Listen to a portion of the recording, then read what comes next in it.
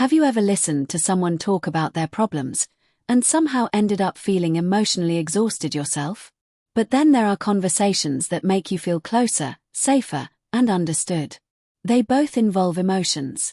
But one is emotional dumping, and the other is emotional intimacy.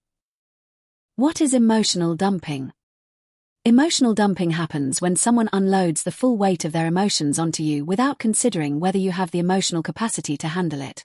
They just need to get it out. Whether you're ready, whether you're exhausted, or whether you have the space to listen, doesn't seem to matter. The conversation becomes one-sided. And when it ends, their problem belongs to them. But somehow, you feel the heaviness. A realistic example. Imagine getting a message at 2 a.m. My life is falling apart. Everyone is against me. So you listen. You give advice. You reassure them. You stay awake because they need someone. But eventually, they disappear. They don't ask how you're doing. They don't check whether you're okay. Because the goal wasn't connection. The goal was emotional release. What is emotional intimacy? Now, emotional intimacy is different. It's not just about talking about feelings. It's about sharing them with each other. One person might say, "Today was really difficult for me." And the other person doesn't just listen. They try to understand. They ask, "How did that make you feel?" And later, they share something vulnerable too.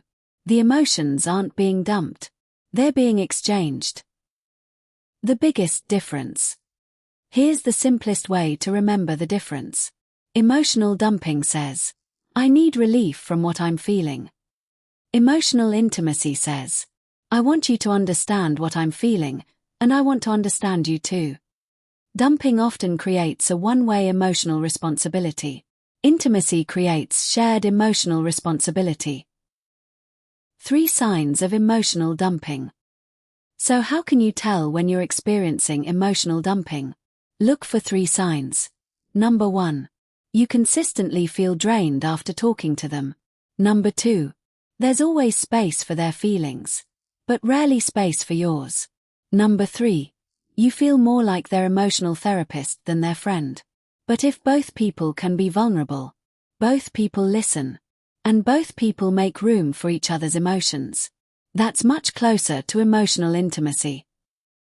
Important nuance. But here's something important. Not every emotional conversation is emotional dumping. Sometimes, we all need someone safe to talk to. The difference is consent, pattern, and reciprocity. Do they ask, "Is now a good time to talk?" Do they care about how you're feeling too? And do they make emotional space for you? The same way you make space for them. Powerful ending. In healthy relationships, emotions don't become a burden. They become a bridge. You're not responsible for carrying someone else's pain. You're there to walk beside them.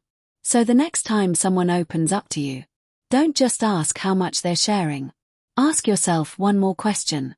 Are they making space for you too?